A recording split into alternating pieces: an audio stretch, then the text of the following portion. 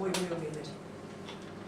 Bueno, buzoneábamos aquello y a ver, entonces, claro, empezó a funcionar, la gente, lo hacíamos con gracia, porque claro, lo que a ti nadie te puede quitar es el talento.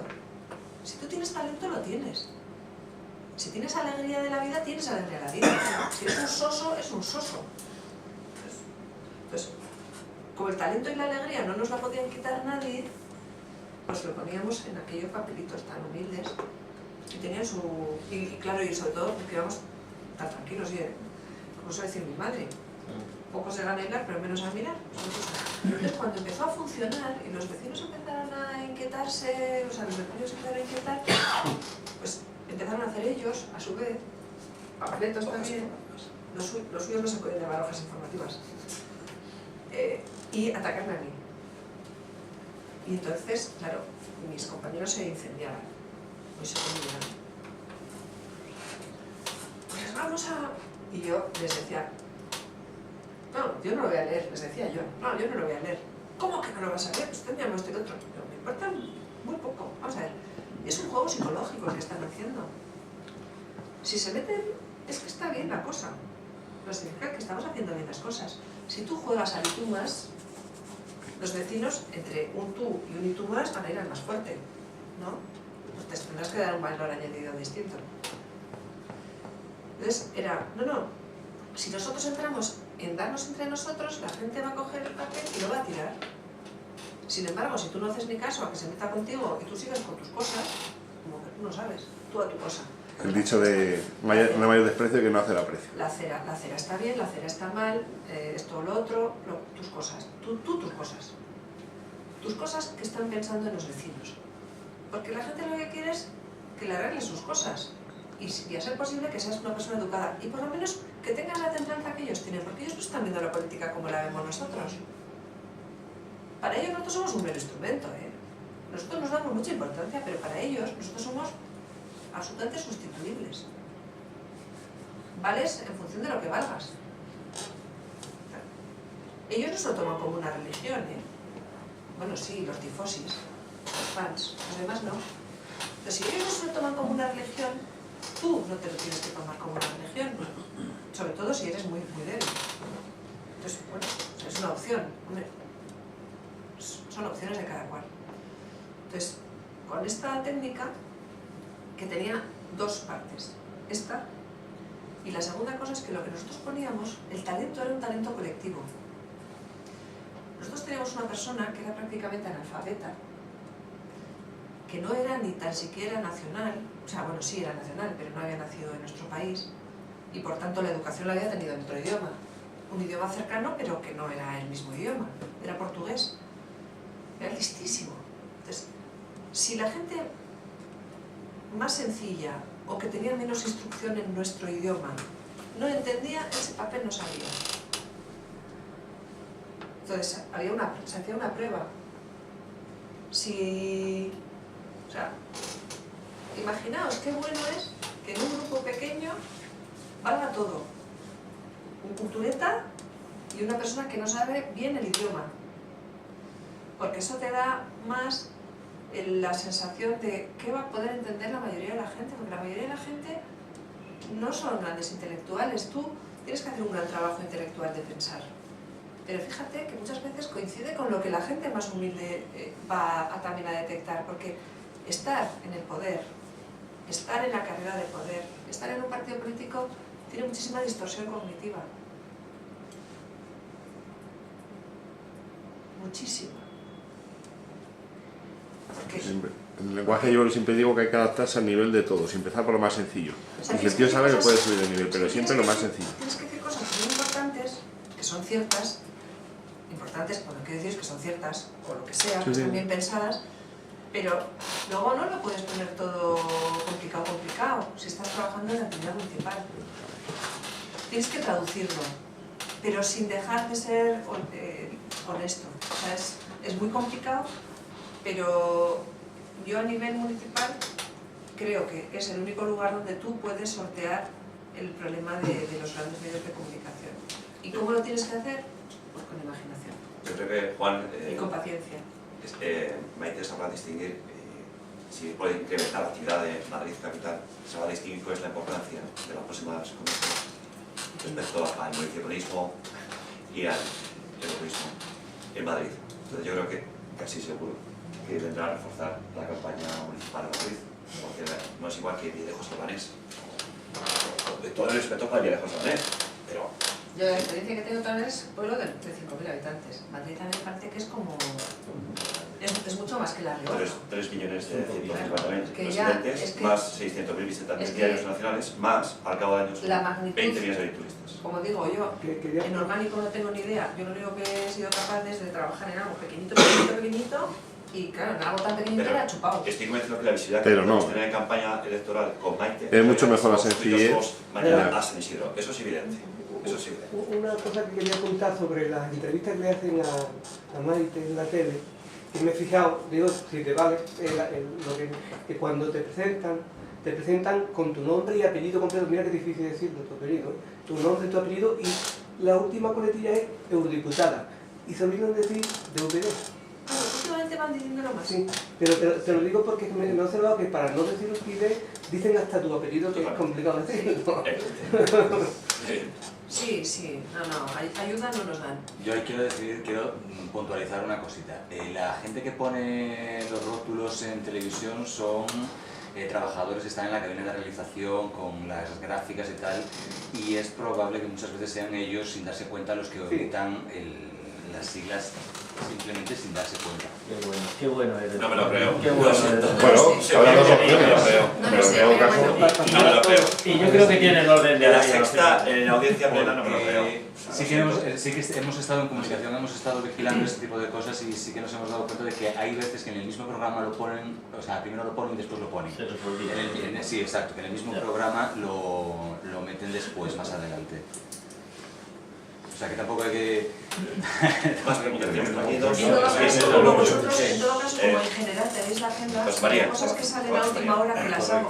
Bueno, hay cosas que hago que no se enteran ni Carolina. María, Pues Manuel. pues Manuel, O sea, que hay veces que hago cosas, ayer hice una cosa con F y ni se lo conté a Carolina, pero salvo eso, lo que va en agenda, porque me salió la oportunidad y pues que entré, ¿no?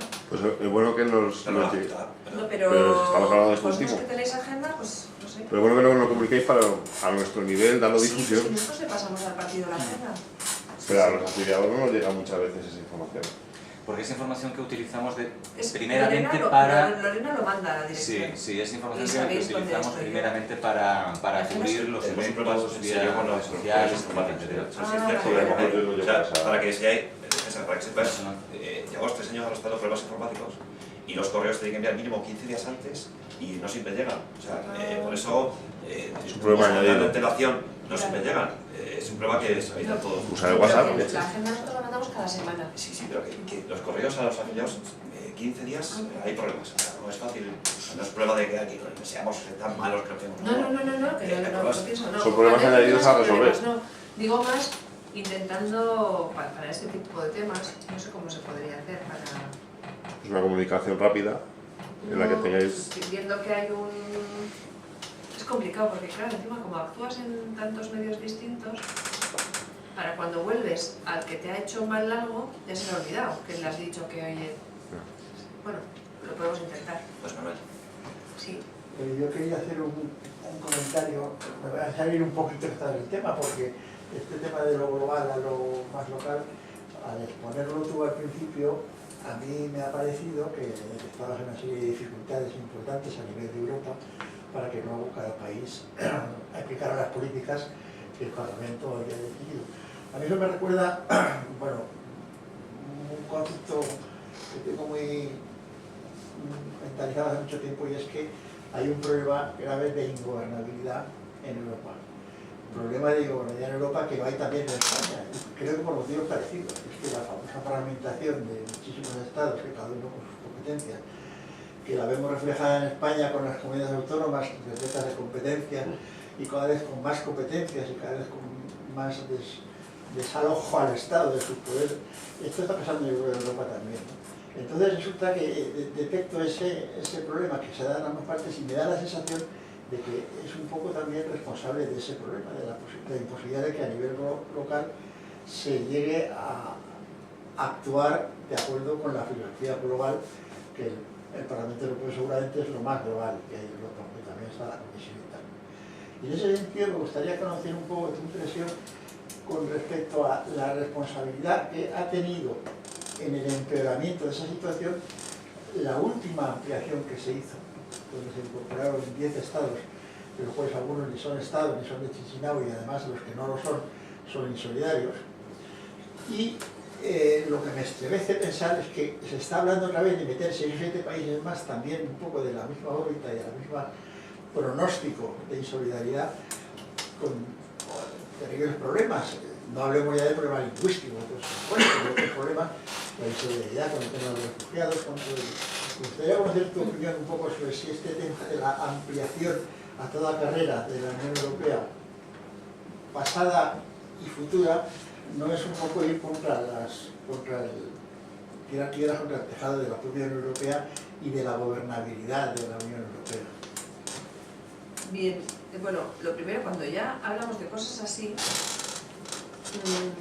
a veces yo tengo el mismo instinto que tú tienes, pero a mí me faltan muchas horas de vuelo en entidades transnacionales o en temas de diplomacia internacional, etc. O sea, a mí el instinto me dice lo que a ti. O sea, yo igual soy como la señora de la residencia de ancianos, que lo veo de una manera y a mí me parece que igual otros están como más intoxicados por las reglas de juego y todo el tema del poder y todo lo que es la diplomacia, pero claro, la diplomacia también evita la guerra. Hay como dos grandes cuestiones.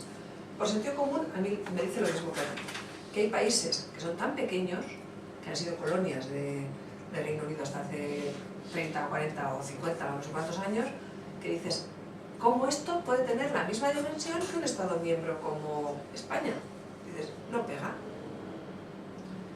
O sea, son espacio Schengen, venden visas Golden y entra gente al espacio Schengen utilizando esos paisitos, por ejemplo.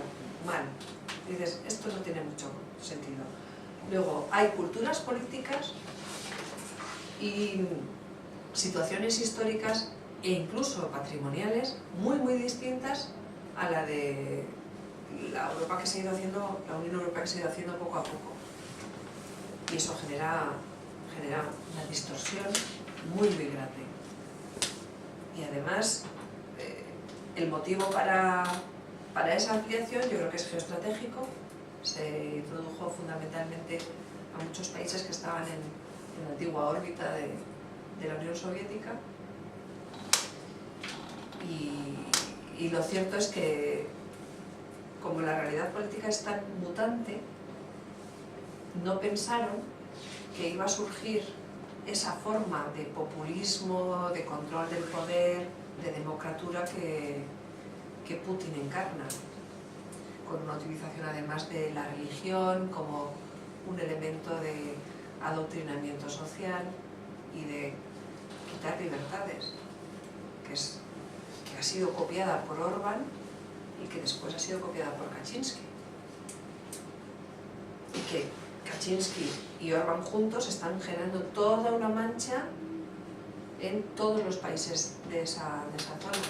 O sea, la metamorfosis que está sufriendo la política en Chequia o en Eslovaquia da miedo, porque partidos que están todavía en el grupo liberal y demócrata en 4 años, o sea, han cambiado, o sea, son ahora, tendrían que estar en el ECR, o sea, da miedo.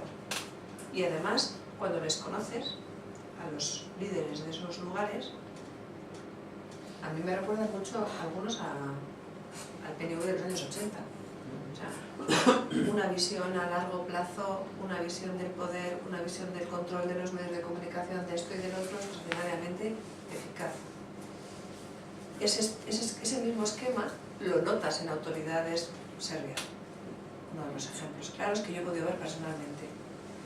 Y dices, hombre, cuando ya en confianza se le escapa a una persona de ese entorno que en realidad les gusta el mensaje de Putin pero quieren los fondos de cohesión europeos, pues dices, esto es verdaderamente de riesgo. porque además algunos de los países que han entrado en la Unión Europea quieren hacer una interpretación distinta de la Carta de Derechos Fundamentales. Entonces, oye, que aquí no obligamos a venir a este club, aquí no obligamos a que entiendas la diversidad y la pluralidad de entender la vida, las relaciones personales, lo que tú quieras. No obligamos a entrar en el club, pero si entras no intentes aplicar una versión integrista y excluyente de lo que es la identidad europea, por ejemplo. También hay que decir que el multiculturalismo en algunos de los países tradicionales de Europa lo ha entendido fatal y ha generado muchos guetos y muchos conflictos. Aquí tenemos que replantearnos algunas cosas de los valores europeos y cómo defenderlos mejor, para que los populistas no tengan tanto cacho que pillar, por otra parte. Mi instinto me dice lo mismo que a ti. No creo que ahora inmediatamente vaya a entrar nadie en la Unión Europea, no creo que vaya a haber una ampliación. Los Balcanes preocupan por un motivo específico. Esto ya como aparte. ¿Por qué preocupan los Balcanes? Porque los Balcanes son un mosaico de paisitos y algunos están dentro y otros no. Claro, mientras unos estén dentro y otros no, también es un factor que no ayuda tanto a que la zona pueda progresar. También está claro que los Balcanes siguen siendo un avispero. Entonces, por una parte Europa piensa, hombre, si yo consigo que todos los Balcanes occidentales estén en la Unión Europea, puedo estabilizar la región, que tiene siempre elementos todavía de desestabilización. Pero mi instinto me dice que esto es problemático como a ti. Yo coincido también en ese aspecto, que a nivel macro, por población, son países que son bastante asumibles por población, son beneficios en macro, población, Producto Interior Bruto, es decir, es una crisis que se puede rescatar fácilmente, ¿no? Como España, Polonia, pues peso específico distinto, pero es cierto que el mal de todos es el nacionalismo, o sea, es el cáncer de todo, el nacionalismo. Y aún así, has dicho las visas Golden, recordad que en España hoy día se concede la nacionalidad española a quien se cumple un piso por 1.000.000 euros. No es nacionalidad, es Ojito, permanencia, es permanencia, O sea, residencia permanente. Estamos dando residencia permanente de una forma elitista, racista, económica, Clasista. o porofobia. Es decir, vengan los ricos, oye, si es dinero el jeque y si es pobre es el moro. Esto es el gobierno actual, o sea, Sí, es de hecho, lamentable. la Comisión Europea Lamentable, le va a poner coto. lamentable, o sea, eso es España. Sí, no, si le va a poner coto, pero yo no sé cuánto va a tardar. Sí. Por favor. El problema está detectado y ya está en fase de resolución. Pero bueno,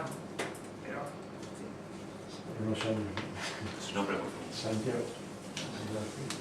Quería preguntar un par de cosas. Yo creí que las directivas todas tenían un plazo de Sí. adaptación al país sí. y que al mismo tiempo hay un seguimiento. Es decir, que si un país que le toma el pelo a la comisión diciendo, bueno, voy a poner una cosa diferente, aunque había medios para... No. Vamos a ver. Esa es una. Y la otra era, si prometéis los eurodiputados que fuerais el cargo ante alguien, ¿no? Si es así ante quién. Sí. Bueno, ante la Comisión Electoral, nosotros juramos o prometimos en el Congreso de los Diputados en una sala y ya me pareció bastante descacharrante que hubo gente que dijo cosas que yo no le habría aceptado el cargo. O sea, yo ahí está habiendo excesos de gente que se echa un meeting en lugar de jurar y prometer lo que tiene que jurar y prometer desde el punto de vista legal y constitucional, y es la Junta Electoral la que convoca. Pero yo creo que ahí habría que pedir que no se permita la degeneración que está habiendo en las fórmulas. En cuanto a las directivas, efectivamente tienen un plazo de implementación.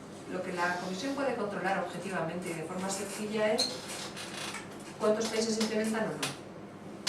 Entonces, los que no implementan, pues empiezan los problemas, la Comisión se pone en comunicación, puede haber multas, etcétera, etcétera. Pero en cuanto al fondo de la implementación, ahí la Comisión no tiene medios suficientes como para poder hacer bien el seguimiento. O sea, son los propios países que si no, o la propia sociedad de ese país que si no se ha implementado algo bien tendrá que reclamar a través de un... Claro, puede haber buena fe o mala fe. Eso es. Buena fe, puedes tener un error de buena fe porque hay palabras que son ambiguas. Por eso está también el better legislation, que es un esfuerzo de intentar legislar de forma menos ambigua. Que ya, o sea, eso, mira, Juncker tiene sus cosas, pero en eso no está mal. Ese tipo de cosas las ha visto con claridad. Que legislábamos demasiado, estamos legislando menos, y es bueno que no legislemos tanto. Hay que legislar lo que hay que legislar. No hay que legislar a lo no. Legislar por legislar, no. O sea, estamos legislando menos, estamos intentando legislar sobre cosas que sean más estratégicas. La verdad es que sí, en tema de terrorismo y tal sí que hemos hecho un trabajo bueno, y lo que estamos haciendo en terrorismo, porque sí que se ve, tiene que ser eficaz, puede servir para intentar en otras áreas decir, vamos a hacer lo mismo. O sea, si nos damos cuenta que necesitamos códigos penales que sean mucho más coherentes, etcétera, etcétera, también en otras cosas. En Panama Papers yo creo que también hemos sacado conclusiones muy parecidas, pero ahí nos hacen menos caso porque el enfoque. Bueno, y ahí los intereses de los Estados miembros con los temas financieros son... Y volviendo a lo que decía el compañero, las entidades no cooperativas y todo eso, las listas, es complicadísimo. si muy reducidas. Si un país transpone una directiva europea de forma errónea, Puede haber sanciones. Sí, pero si nadie dice nada, se asume que está bien. ¿O cómo se puede defender un país o un ciudadano de un país cuando ve que no está bien transpuesto? Hombre, si los partidos políticos hacen su trabajo, trabajaran de una forma más coordinada Sí. entre parlamentos nacionales y Parlamento Europeo, si la política europea se considerase más un tema interno, podría funcionar muchísimo mejor, porque los conceptos políticos de lo que la directiva lleva serían más conocidos. O sea, aquí conocemos si se ha levantado con mal cuerpo y se ha puesto bien la coleta o no, Pablo Iglesias, por ejemplo. Es una información un poco importante. Sin embargo, conceptos políticos importantes de lo que vamos viendo en cada sesión plenaria de Estrasburgo, que se ve ahí un montón de cosas importantes, no llegan. Primero porque la propia estructura de hacer las sesiones concentradas en Estrasburgo impide hacer una buena política de comunicación de goteo. Ahora, todo al mismo tiempo, pues los corresponsales no dan abasto. Y luego, porque los partidos políticos tampoco dan importancia a lo que se hace en el Parlamento Europeo. Los partidos políticos están, si me levanto y me voy a poner el lazo de color azul o rosa. Entonces están a otro tipo de polémicas que son muy de descalificación al contrario y muy de política basura y muy de política espectáculo. Entonces es más complicado que lo importante se pueda transmitir. Uno de los países donde sí siguen mucho la política europea y son muy espabilados son los luxemburgueses. Son muy pocos, pero esos no son como los de Malta, esos son unos fenómenos. Esos son los que mejor se saben todo. Saben lo importante. Pues son gente implicada y responsable y... Claro. También tienen unas prácticas, han tenido Juncker, que se podría decir, espero, o sea, lo mejor que se podría decir de Juncker es como que ha sido el que ha aplicado la elusión fiscal de una manera más exagerada y ahora, sin embargo, estamos haciendo la directiva antiblanqueo que parece que es buena. Pero si por lo menos has hecho trampas, pero te las sabes y luego lo cambiamos, pues no está tan mal, ya veremos. Pero sí, hay un problema también que para los medios de comunicación lo europeo no es política interna. Y luego lo de las dos sedes que nos hace polvo también. Porque no es... los trabajos de comisión, que son los que hacemos en Bruselas, no es efectivo, no es eficaz. No se ven. ¿Estás esperando al pleno? ¿Qué coste material? Bueno, eso aparte, el coste de todo. Pues ese despilfarro habría una cosa estúpida. que proponer mejor. Es ineficiente. Sí, pero claro, hay que cambiar los tratados. Y los franceses dicen antes muerto. Porque Hollande, que no estaba con el croissant todo el día y eso, no, era un hombre que no era muy conocido por el trabajo que realizó en su mandato. Sin embargo, en cuanto vio que nos estábamos moviendo en el Parlamento con lo de las dos sedes, dijo, bien parece. Lo único que yo a Hollande le he visto firme ha sido eso. financiamiento de su economía local. Esto es bueno. Un caso de directiva traspuesta a España y que se ha incumplido flagrantemente en el ámbito local en Madrid es la directiva de accesibilidad universal para transportes públicos, tanto de metro como de Renfe. Hay sanciones gordas que ha pagado España, pero porque se le va a quizá a veces paga la multa, que no es Sí, para las personas en toda la red de metro de Madrid. Es un ejemplo de directiva europea y el ámbito. Pues eso, habría que hacer un tratamiento de comunicación efectivo y que la gente se entere. Quinquenales y está fuera, o sea, haría falta otros 2 planes, o sea, una década entera para que las de metro de cercanías de metro y de cercanías de Renfe sean accesibles 100%. Sí, al igual que con las cuotas de CO2, prefieren pagar las multas, etc. ¿Quién va a salir de la palabra? Sí, está, sí. Bueno, disculparme por la oratoria, no estoy acostumbrado a hablar en público. En cualquier caso, y desde un punto de vista subjetivo de lo local a lo global y de lo global a lo local, aquí creo que sobran las críticas. También la gente, si actúa, es responsable de cómo actúe, no de la honradez de Maite, por ejemplo. Me parece muy bien cómo estás actuando y contra el muro de la información no vamos a poder porque es el poder fáctico. Siempre ha sido así. Y la prostitución, no voy a decir que no se utilice la semántica, es que está prostituida, directamente prostituida. Y cuando los oyes, no saben lo que dicen, efectivamente, es que utilizan una jerga fuera de su significado semántico, pero lo utilizan. Entonces, lo que sí puedo decir, agradecer tu postura y que a nivel personal es hasta donde llegamos. Hasta donde yo debo. Me siento muy satisfecho. Pero si digo que soy de UPD, lo digo y me llaman fascista. Pero no tengan complejo. Y de extrema derecha. O sea, porque hablar de igualdades, pues parece ser que es la extrema derecha. No hay que hablar no. de nacionalsocialismo, que ese sí está por el partido. Pero eso es por los resentimientos que ha habido con respecto a de determinados dirigentes de UPyD. Para los de la izquierda somos de derechas y para los de derechas somos de izquierdas. Eso hay que saber explicarse y yo creo que ahí trabajaría eso. La gente tiene que tener su responsabilidad cuando admite los mensajes. Aquí no podemos estar, bueno, si cuatro, pero os critiquéis y siempre que vengo, o las pocas veces que he venido, hay como una especie de autocrítica de qué podemos hacer, qué podemos mejorar. Es complicado. Ser honrado, Dios mío, es una gran satisfacción encontrar en política gente honrada. Lamentable. Pero vamos a ver, el problema es que claro, tú dices, yo quiero ser tan eficaz, tan eficaz, tan eficaz, tan eficiente, tan eficiente, tan eficiente, que la única manera sería que yo fuera Rosa Díez, pero es que no soy. Es verdad, o sea, dices, ¿quién es la persona que con muy pocas oportunidades es capaz de hacer eso? Mira, cuando estábamos en el Partido Socialista, una vez aparecieron unos de una consultora, los partidos grandes tienen dinero y de vez en cuando llaman ahí para los temas de comunicación. Y yo creo que era, pues, yo muy poco tiempo, yo la verdad es que en el Partido Socialista fui diputada 5 años.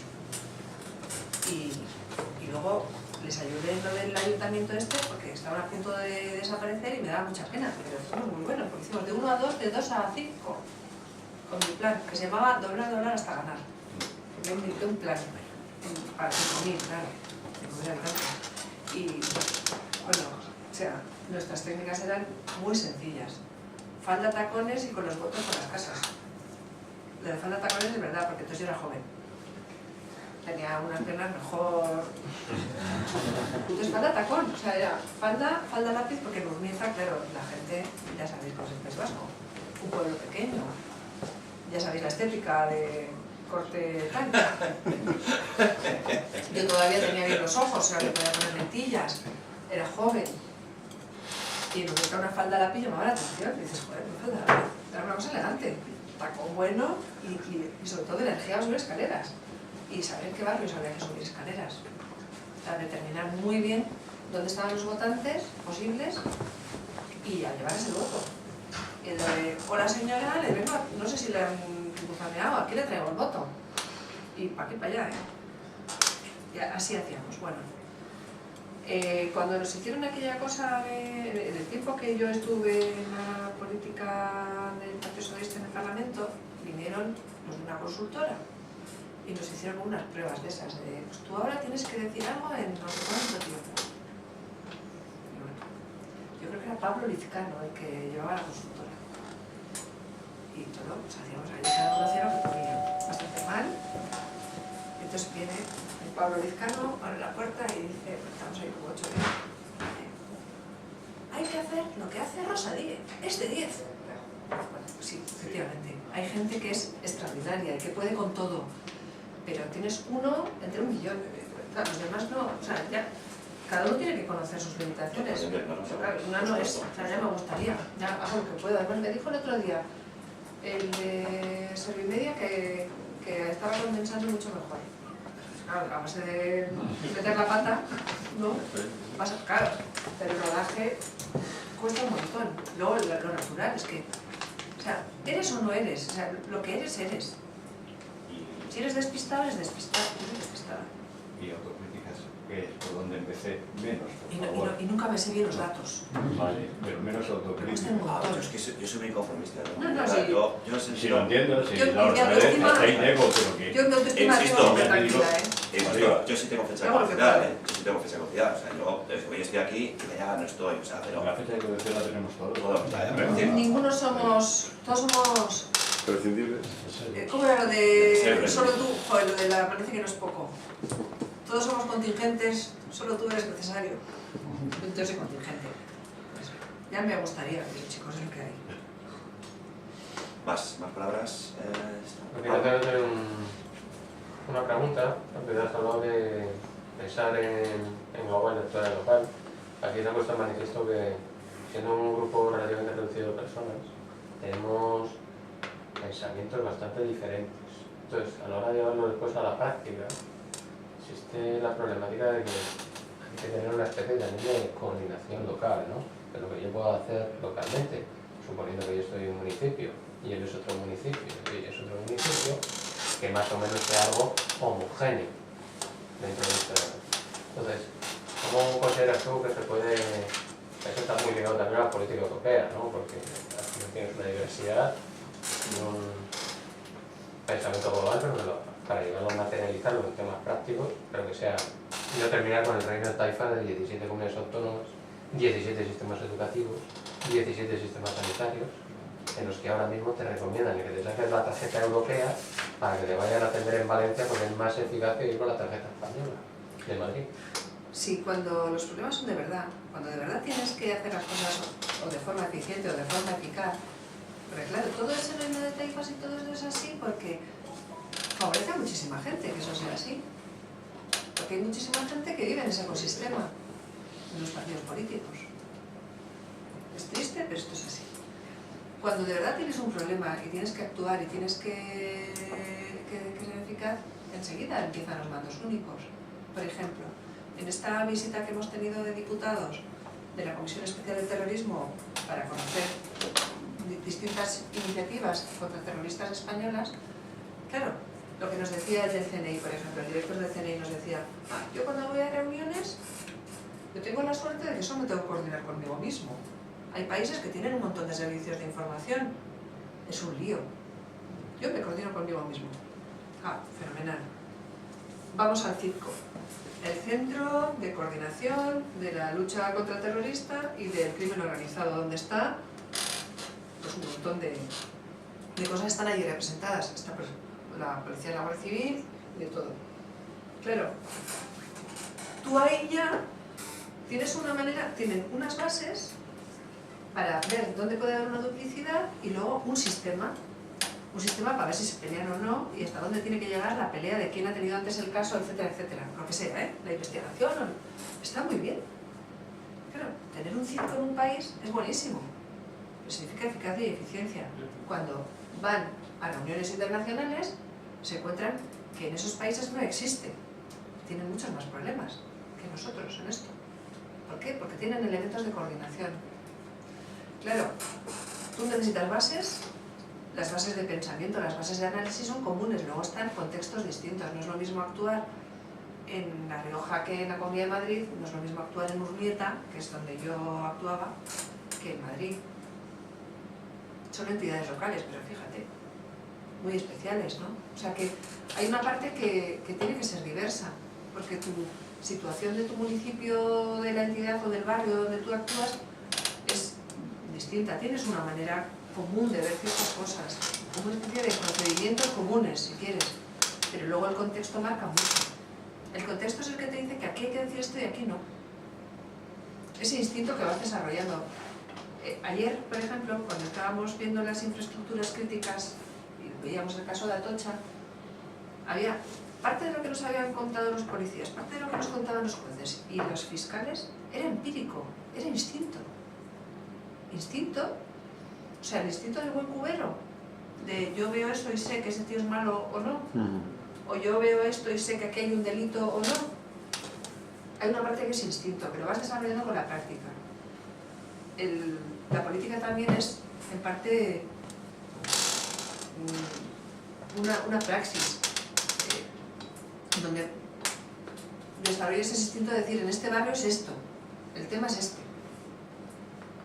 Y que igual no es exactamente igual que como lo tienes que aplicar en otro lugar, pero eso no significa que pierdas la parte de esencia, la parte común de la evaluación, simplemente que hay modificaciones que hay que entender también. Si no, eres tan rígido que caes en el rigor, en el rigorismo, ¿no? El rigor puede llevar a inoperancia. El rigor puede llevar a inoperancia. Efectivamente. Lo tienes todo estupendamente organizado y rígido. Y te matan. Te mueres de éxito. Muy Sí. bien. Pues es una mezcla. La confianza es importante. Yo creo que es muy Muy bien. importante confiar en los demás.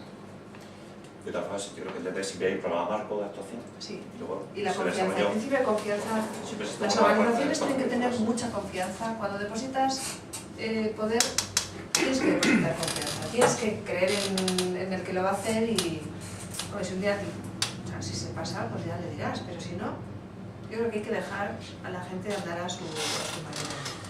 A mí luego no me gusta nada que me estén tomando las narices. O sea, a mí me gusta que tú me has dado una misión, yo lo voy a intentar hacer lo mejor posible, que no me des mucha lata porque si no me estás coartando y igual pues lo que pones por un lado lo quitas por el otro. O sea, la confianza es importante, yo creo.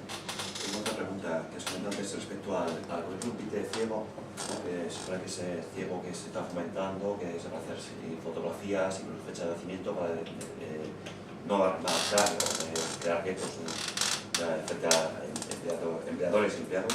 ¿Cómo sigue? ¿Se ha modificado algo en este sentido o no se ha No lo modificado? sé. No lo sé. Si nos lo escribes No, y lo lo digo miramos. porque me he acordado así y se está potenciando muchísimo, pero que había que ir avanzando a más, Sí, pero... más abstracto el currículum. Sí, pero los europeo. currículums, vamos a ver, ese tema no lo he seguido, pero ya te lo miraremos. Pero en general, el empleador puede tener una primera criba que sea más o menos ciega, pero luego quien haya hecho una selección, o sea,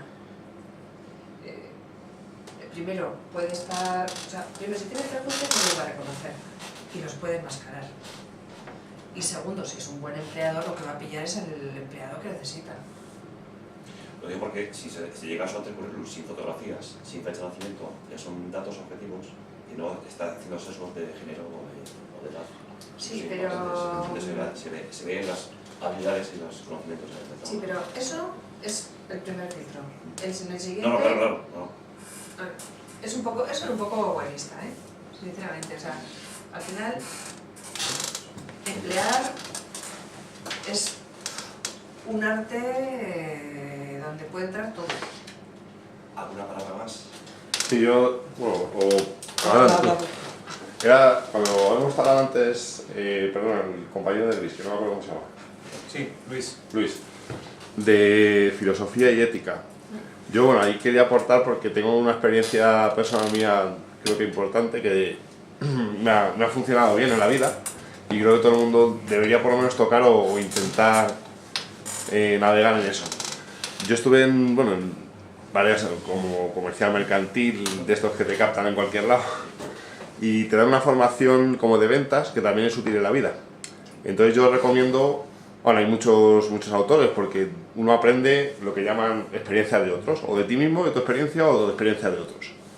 Y las experiencias de otros están en las bibliotecas, que es la biblioteca creo que se crearon por Dale Carnegie allá por los años 40 o 60 de Estados Unidos, que la red de biblioteca de Estados Unidos las pagó él. y él lo que quería era concentrar el conocimiento para que cualquiera tuviera disponible.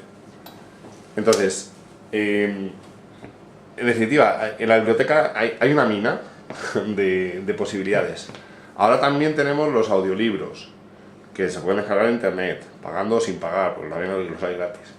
Yo recomiendo autores como Jim Rohn, que no sé si alguien lo conoce, es un filósofo de ventas, o era, porque ya murió, de Estados Unidos.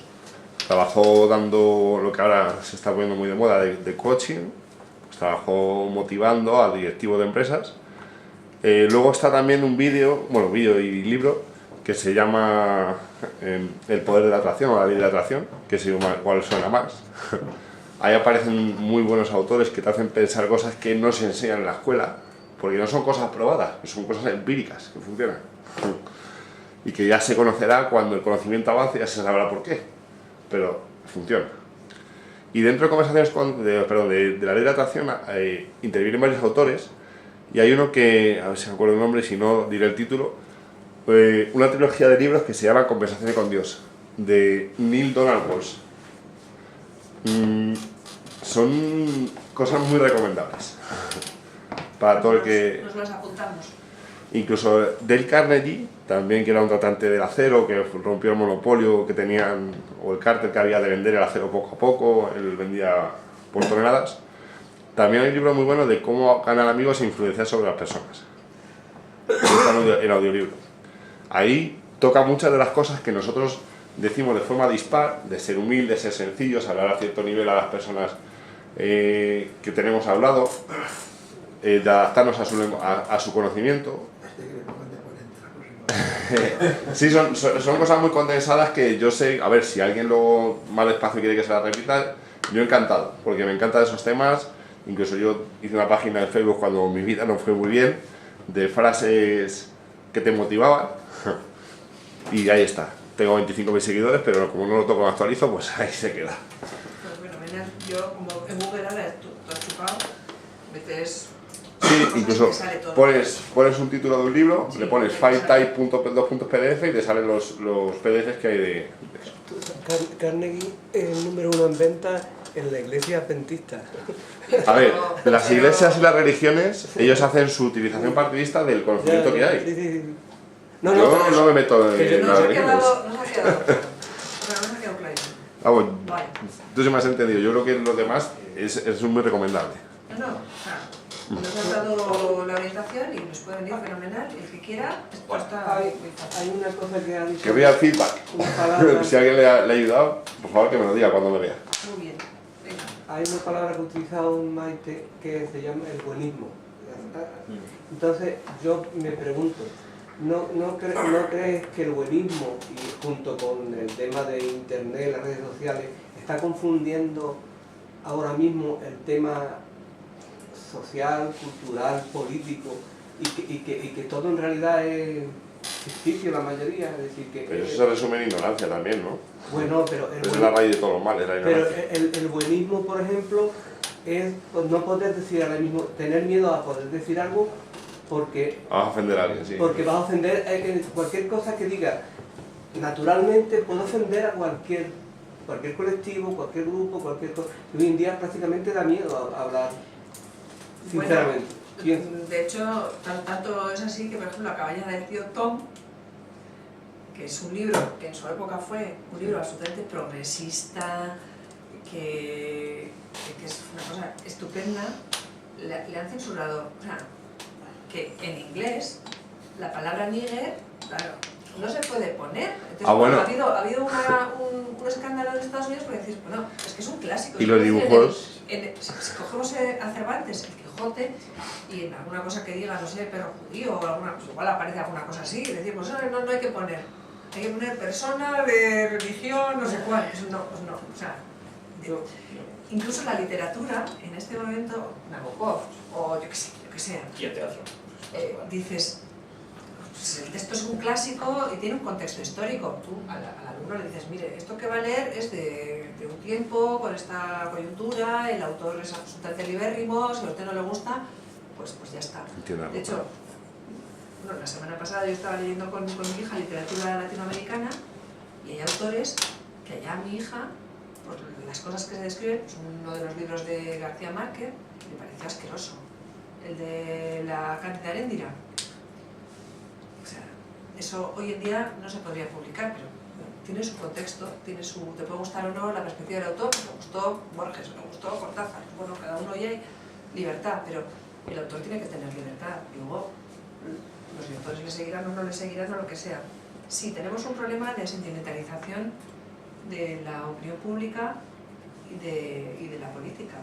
¿Pero eso es en España solo o en todos los No, países? esto es general, en el Parlamento Europeo también lo veo. Pero ¿no cree que influye en la libertad de expresión? Es decir, porque hay personas que pueden tener una opinión, que yo manifiesto, voy a poner el ejemplo de, que no estoy de acuerdo con él, del profesor Gallego, ¿no? Yo no estoy de acuerdo con él, yo pienso que lo que dice es una barbaridad.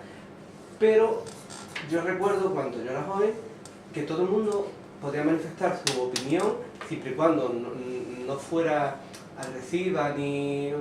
Y era tu opinión y la gente no se tiraba de los pelos, decía, bueno, esta majada y punto. Pero hoy en día se crea una masa que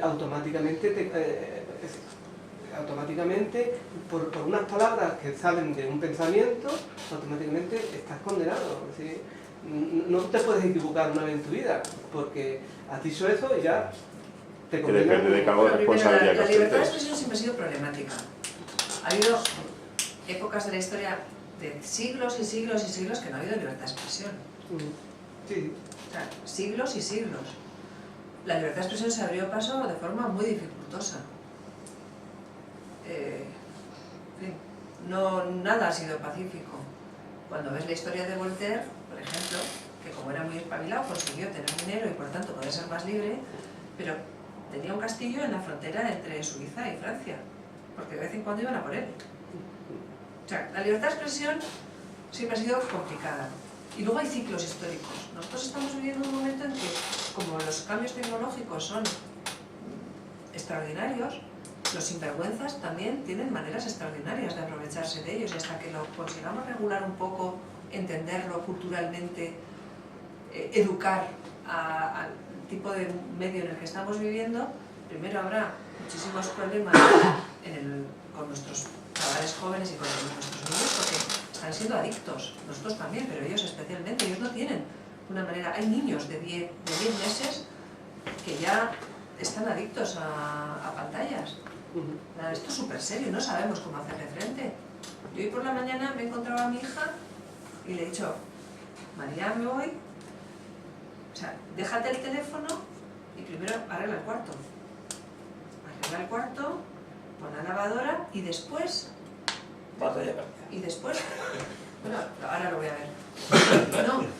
No, y la suerte es que la criatura no tiene tiempo para ser adicta. Porque por circunstancias personales no tiene tiempo. Pero si no... O sea, como padres, ni tan siquiera estamos ahora mismo capacitados porque culturalmente no tenemos la experiencia nosotros de haber vivido ese cambio tecnológico antes que nuestros hijos. Por tanto, están fallando un montón de mecanismos. En la política también están fallando mecanismos. En todo están fallando mecanismos. Y la manipulación, el fake news, el fenómeno fake news, que es la desinformación masiva que se puede hacer en minutos y además como elemento de desestabilización territorial, institucional, político y también como guerra psicológica. O sea, como he dicho, impresionante. miente cabo queda. O sea, estamos viviendo en un momento tan convulso que precisamente es más importante que nunca pues, lo de las humanidades y lo de intentar entender los fenómenos de época e intentar ponerles pues, freno a cosas que están pasando a nivel pequeño y a nivel grande. Pues, por ejemplo, si sobre todo eso se actúa en lo municipal, pues habría un montón de padres y madres que estarían muy contentos, porque están muy despistados y tan perdidos como... O sea, reflexionar sobre esas cosas, dar trucos sobre esas cosas, intentar canalizar eso políticamente, pues, por ejemplo, muy importante. ¿Por qué? Porque está habiendo adictos de 14 meses. O sea, la cosa está... El buenismo, efectivamente. Ciclos de época, problemas de época. La libertad de expresión siempre ha sido complicada. siempre ha habido pensamientos políticamente correctos. Yo soy de Hernani. O sea, mi pelea por la libertad no ha sido sencilla, ¿eh? O sea, porque había un pensamiento políticamente correcto absolutamente intrusivo e invasivo. Lo que pasa es que a veces, como a veces igual estás en el pensamiento mayoritario y estás contento, piensas que todo está muy bien. O sea, sí, la libertad de expresión siempre ha sido muy complicada. Pero tienes toda la razón, o sea, es un fenómeno de época y hay que introducirlo en la variable del análisis que hacemos. Porque igual todavía esos temas no están en la política y son súper importantes. Yo creo que hay... Lo siguiente, que de forma temporal y permanente, es la educación. Sí, La sí, educación, sí. la educación en el no, pero no significa eso en rechazar las nuevas tecnologías, no, a ver, lo que hay que saber es pautarlas Prevención y de las utilizarlas. adicciones. A nadie se le ocurre ir a una charcutería y que prueban los cuchillos jamoneros porque son armas fuera del establecimiento. Eso no tiene sentido. Hay que saber utilizar las herramientas informáticas, tecnológicas, adecuadamente, educando en el no, que no desde pequeñitos. A día de 10 años, no. La palabra no está tan mal vista. Mira, vamos a hacer la campaña del no. El no puede ser útil. No es no. Es decir, no es no. ¿Qué mejor manera de educar que el no es no? Pero es que en la hipocresía, hay una hipocresía tan grande que, por ejemplo, uno se porta, se manifiesta de una forma buenista y lo adorna con palabras y con eso, sin embargo la acción que hace es contraria, es decir, es buenista de palabras, pero de acción no. Impostura, se llama impostura. Entonces, ¿qué es lo que pasa? Yo he visto gente que en reuniones hablan muy bien, defienden todo y luego le pegan una patada al primer perro que pasa, ¿sabes qué te digo? Esa hipocresía Facta non verba.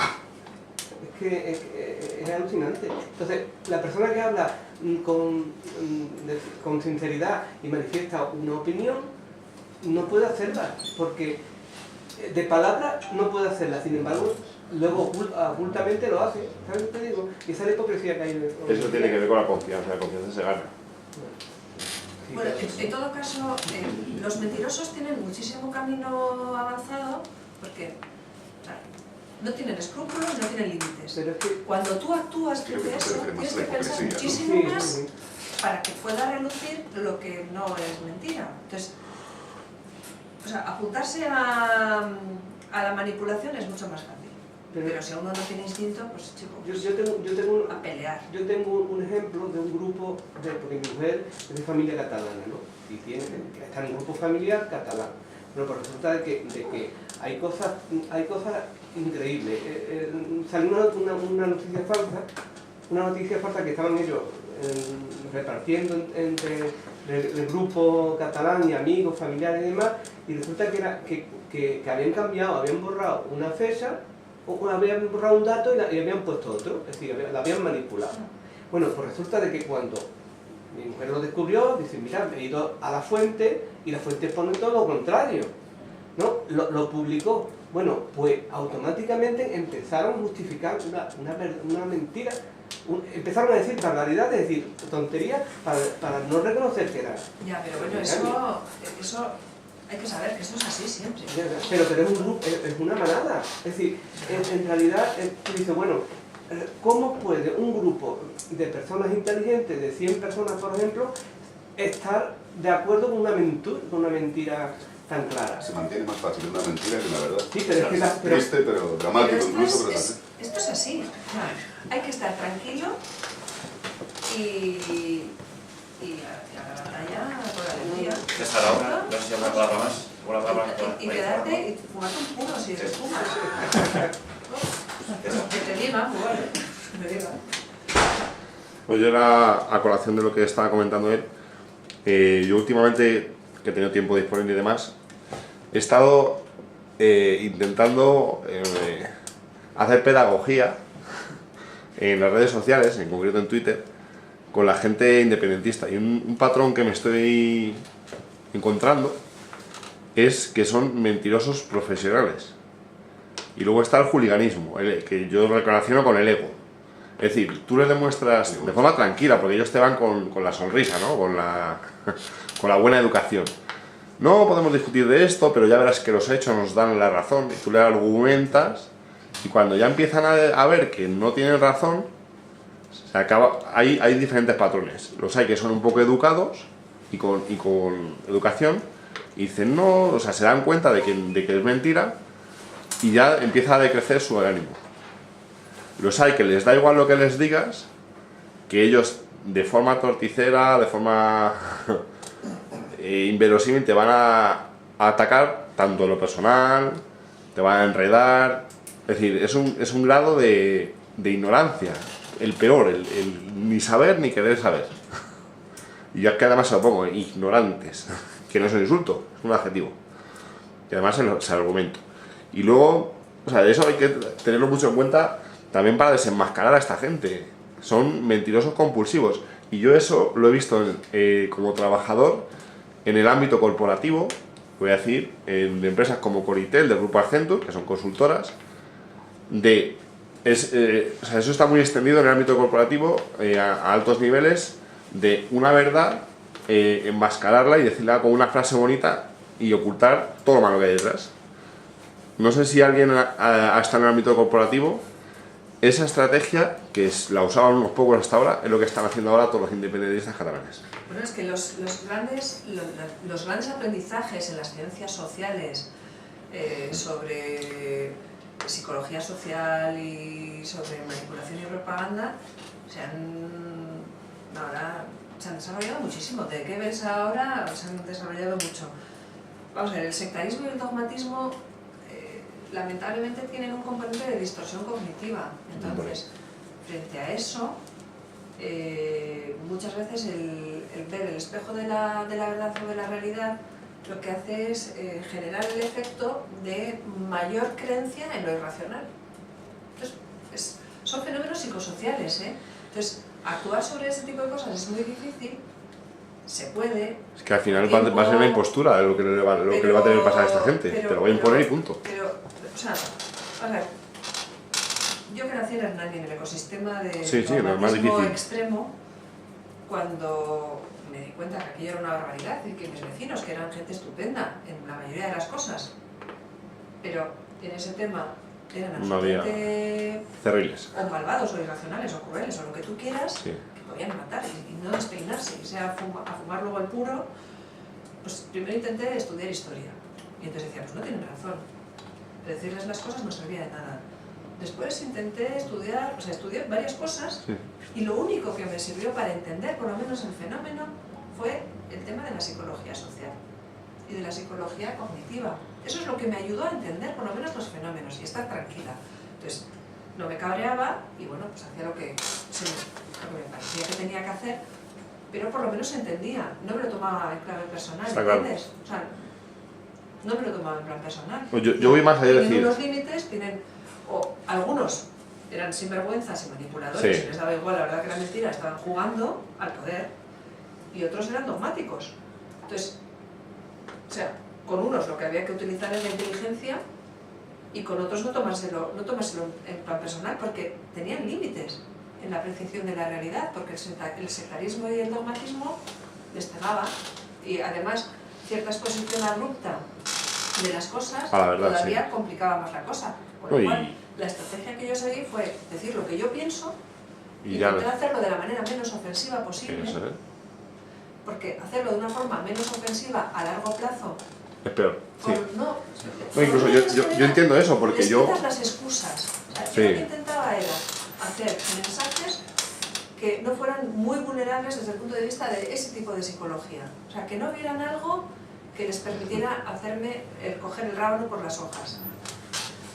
Es una manera de trabajar muy específica. No, yo entiendo eso porque yo a lo largo de mi vida no he sido como soy ahora. Yo he sido rebelde, he sido de otras maneras, ¿no? Y la vida me ha dado unas lecciones que me han llevado a ser como soy ahora o como me conoce la gente ahora.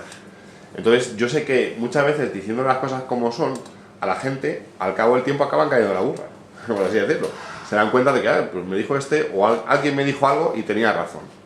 Es decir, en ese sentido también UPyD tiene que perseverar. O sea, muchas veces no nos dejemos caer los brazos, porque UPyD tenemos una gran responsabilidad en el sentido de que todos los que ahora no están, pero han estado, han dicho las cosas como eran, nos han machacado, bajo mi punto de vista, por ir contra los poderosos corruptos, mediáticamente, silenciando, tergiversando, y ahora la gente se está dando cuenta del valor que era UPyD.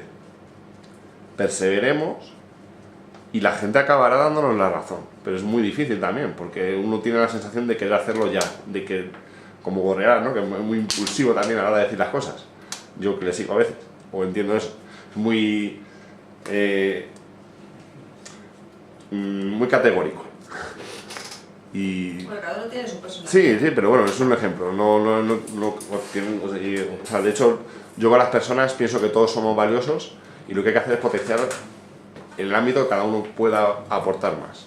Y todos tenemos nuestros defectos, pero eso no hay que potenciarlo, lógicamente.